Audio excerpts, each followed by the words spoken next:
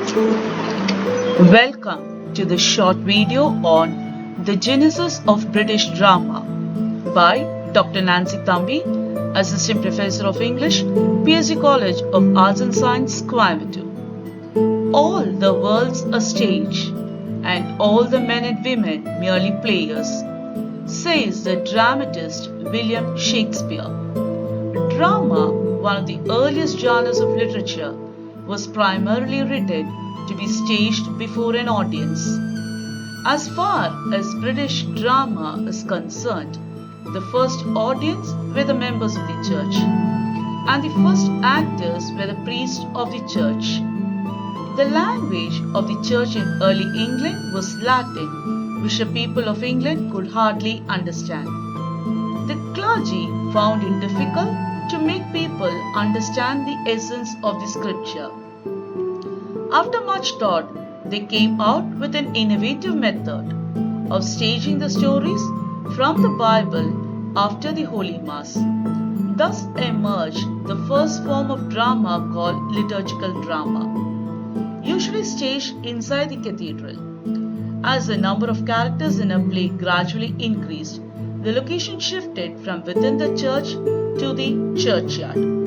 During the 11th and 12th century, drama began to be staged in town squares, in moving pageants which traveled throughout the towns.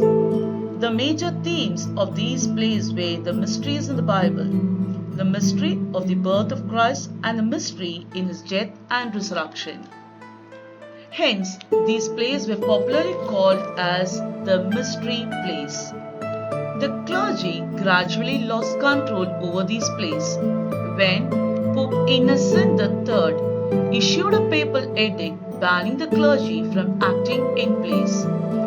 Performances of plays were carried out by travel guilds in the 13th century. The main theme during this period was the miracles performed by saints. So, the Carpenters Guild performed Noah's Ark, while the Vintners Guild presented the wedding at Cana. And these plays were popularly called as the miracle plays.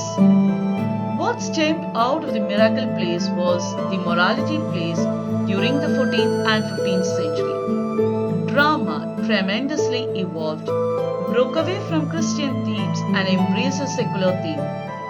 These plays showed a persistent conflict between virtue and vice, where virtue was rewarded and vice punished. The characters on stage were allegorical representation of moral values like sin, good angels, bad angels, and grace. A popular morality play of this period was Everyman. A byproduct of the morality play was the interludes. Instead of abstract characters, real representation of characters were seen.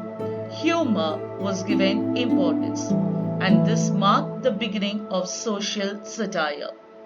John Haywood's Four P's is also titled A Very Merry Interlude of a Farmer, a Partner, Apothecary, and a Peddler. It is an interesting conversation among the four characters as who among them can tell the biggest lie. The 16th century saw the rebirth of classics. The Elizabethan people craved for full-length plays and newer plots. This century witnessed the birth of the first English comedy and tragedy. The first published English comedy was Ralph Roister Doister by Nicholas Udall, influenced by the Latin writers Terence and Plautus. The first published English tragedy is Gorboduc by Thomas Sackville and Thomas Norton. The play was shaped after Senecan model. Gorboduc is a play of revenge, guilt, and slaughter. With the publication of the first English comedy and tragedy, British drama developed into a literary art form. Since then, the genre of drama is evolving by leaps and bounds and continue to entertain millions of people worldwide. Thank you.